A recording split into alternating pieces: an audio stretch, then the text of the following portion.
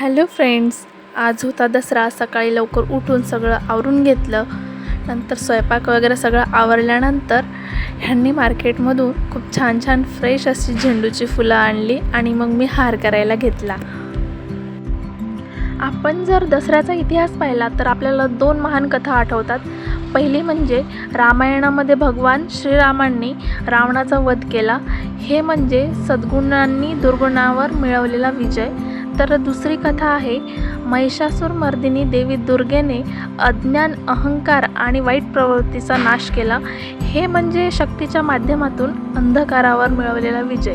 तर आजचा दिवस आपल्याला काय सांगतो?